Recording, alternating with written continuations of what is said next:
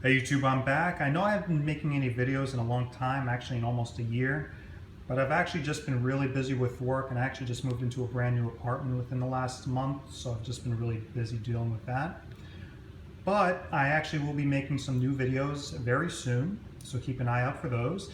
But in the meantime, let me show you another interest I do have, which is actually watch collecting. I love watches. I wear a watch every single day, and I've actually accumulated a fairly decent collection of watches.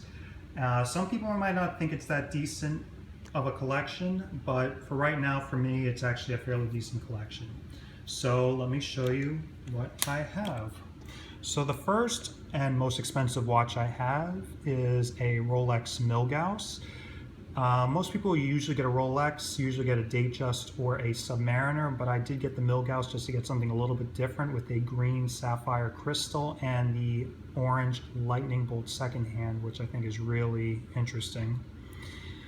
Next is actually a watch that is currently not running, and that's the Omega Electronic F300 Hertz chronometer. That one, it dates back to about the mid-60s.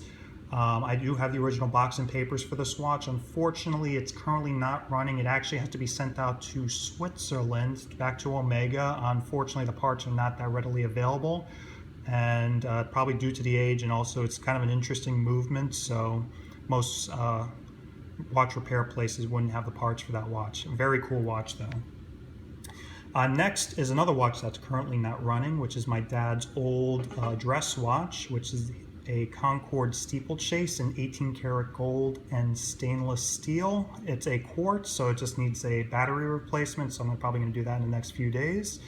Real nice dress watch. Next is actually my newest acquisition, which is the Citizen Eco Drive Nighthawk, which is an eco drive, so the watch will pretty much last forever without a battery.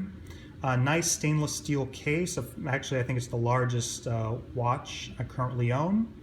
Has a nice stainless shark mesh metal band on it. This one right here is a fairly interesting watch. I always wanted to get a birth year watch, which my birth year is 1987.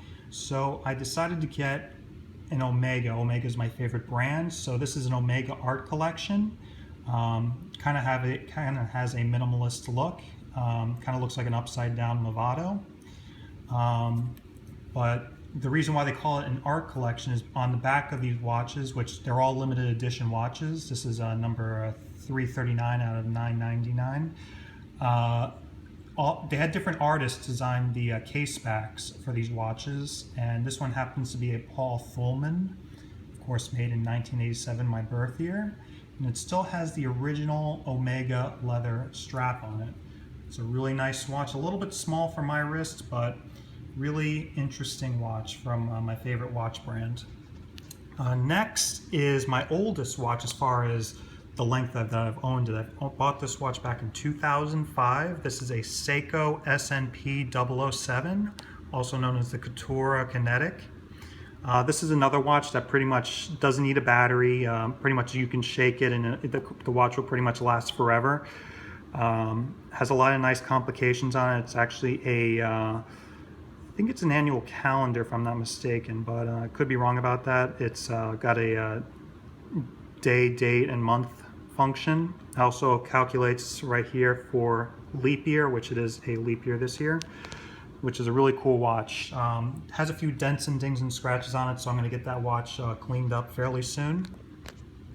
Next is actually another fairly new acquisition, which is the Seiko, I think the model number is SCED 035. This is actually a new reissue of the Seiko Speedmaster, which was actually designed by Giorgetto Giugiaro, which is actually a famous car designer.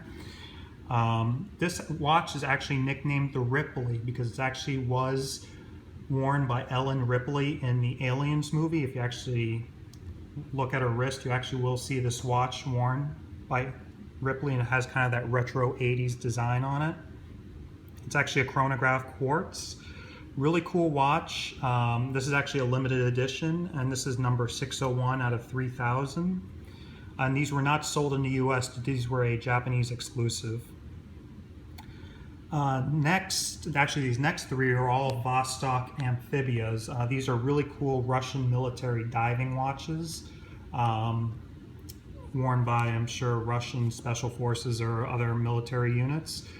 This one right here is actually my newest of the three, which is the nicknamed the Scuba Dude, as you can see why on the dial. The only thing I did to this one was change out the really chintzy metal band and put this orange NATO strap on. The thing about these watches is that they're really easy to customize. So I just changed the strap out on this one just to keep it. I think it looks pretty good with the teal dial and the orange strap, kind of like Miami Dolphins colors. Next is one that I completely customized. I did it myself, actually. So I actually put a Murphy bezel. The bezel normally looks like this, so I actually changed it out for a Murphy machined bezel with a Seiko SKX 009 bezel insert, kind of that Pepsi bezel. And I put it on a shark mesh strap, and I actually think it came out pretty well. And the final one's an interesting one, because if you look at these two, on the bottom it says, well, in Cyrillic and Russian, it says made in Russia. This one's an interesting one, because this one actually says CCCP. So this is actually a Soviet era watch. So if I had to guess, this one was made about in the 70s or the 80s. So this is a really cool watch because it's actually a Cold War era watch. But I have to say, it has the chintziest, cheapest band I've ever seen. It looks like it's made out of tin foil. But real interesting watch. So I thought I actually bought this from a pawn shop for about $5, so not bad. So that's it. So thanks for watching, and if you have any questions about any of these particular watches, leave a comment below. Thanks for watching.